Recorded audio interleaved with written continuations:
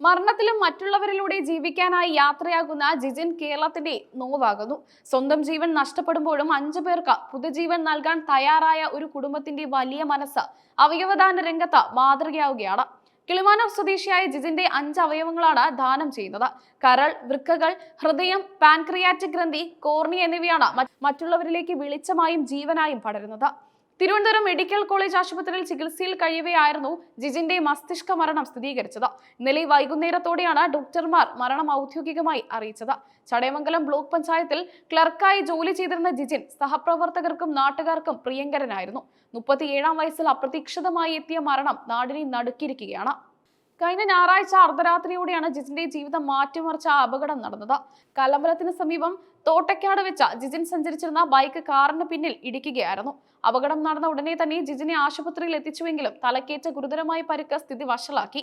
വിദഗ്ധ ചികിത്സ നൽകിയെങ്കിലും ജീവൻ രക്ഷിക്കാനായില്ല. മസ്തിഷ്ക മരണം സംഭവിച്ചുവെന്ന് ഉറപ്പായതോടെ ജിജിന്റെ അവയവങ്ങൾ ദാനം ചെയ്യാമെന്ന നിർദ്ദേശം കുടുംബം മുന്നോട്ട് വെക്കുകയായിരുന്നു. ദുഃഖത്തിനിടയിലും മറ്റുള്ളവർക്ക് ഉപകാരപ്പെടട്ടെ എന്ന ചിന്തയായിരുന്നു അവർക്ക്. അടയമൺ നെല്ലിക്കുന്ന് അശ്വമാലികയിൽ പറയതനായ വിക്രമൻ നായരുടെയും വത്സയുടെയും മകനാണ് ജിജിൻ.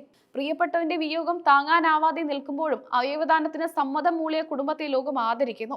സർക്കാരിന്റെ അവയവദാന പദ്ധതിയായ മൃതസഞ്ജീവനി വഴിയാണ് അവയവങ്ങൾ കൈമാറുന്നതിനുള്ള നടപടികൾ പുരോഗമിക്കുന്നത്. കൃത്യമായ മാനദണ്ഡങ്ങൾ പാലിച്ചാണ് സ്വീകർത്താക്കളെ കണ്ടെത്തുന്നത്. നിലവിൽ ഒരു വൃക്കയും നേത്രപടലങ്ങളും സ്വീകരിക്കുന്നതിനുള്ള രോഗികളെ കണ്ടെത്തി കഴിഞ്ഞു. ഇവരുടെ ശസ്ത്രക്രിയകൾ ഉടൻ തന്നെ മെഡിക്കൽ കോളേജിൽ നടക്കും. ഹൃദയം, കരൾ തുടങ്ങിയ അവയവങ്ങൾ ദാനം ചെയ്യുന്നതിനായി അനുയോജ്യരായ സ്വീകർത്താക്കളെ കണ്ടെത്താനുള്ള ശ്രമങ്ങൾ മൃതസഞ്ജീവനി അധികൃതർ ഊർജിതമാക്കിയിട്ടുണ്ട്.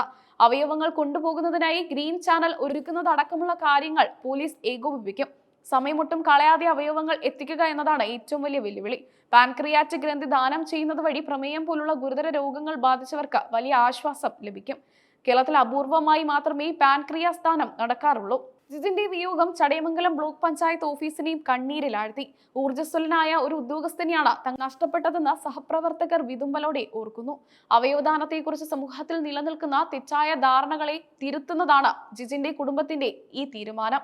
മരണം ജീവിതത്തിന്റെ അവസാനമല്ലെന്ന് അവർ തെളിയിക്കുന്നു. മസ്തിഷ്ക മരണം സ്ഥിരീകരിക്കുന്നതിനുള്ള പ്രത്യേക മെഡിക്കൽ ബോർഡ് 2 തവണ പരിശോധന നടത്തിയ ശേഷമാണ് അവയവങ്ങൾ നീക്കം ചെയ്യുന്ന നടപടികളിലേക്ക് കടന്നത്. ശസ്ത്രക്രിയയ്ക്ക് ശേഷം ജിജിന്റെ ഭൗതിക ശരീരം ബന്ധുക്കൾക്ക് വിട്ടു നൽകും. തുടർന്ന് ജന്മനാടായ കിളിമാനൂരിൽ പൊതുദർശനവും സംസ്കാര ചടങ്ങുകളും നടക്കും.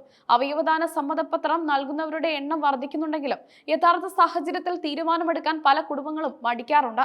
ഇവിടെയാണ് ജിജിന്റെ കുടുംബം വേറിട്ട് നിൽക്കുന്നത്. നമ്മുടെ പ്രിയപ്പെട്ടവർ ലോകത്തോട് വിട പറയുമ്പോഴും മറ്റൊരാളിലൂടെ അവർ ഈ ഭൂമിയിൽ തുടർന്നും ജീവിക്കുന്നു എന്നത് വലിയൊരു ആശ്വാസമാണ്.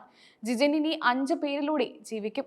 കേരളത്തിന്റെ ആരോഗ്യ മേഖലയിൽ അവയവദാന പ്രക്രിയയ്ക്ക് വലിയൊരു ഉണർവ് നൽകുന്നതാണ് ഈ സംഭവം. ജിജിന്റെ സ്മരണയ്ക്ക് മുന്നിൽ നാട് ആദരാഞ്ജലികൾ അർപ്പിക്കുന്നു.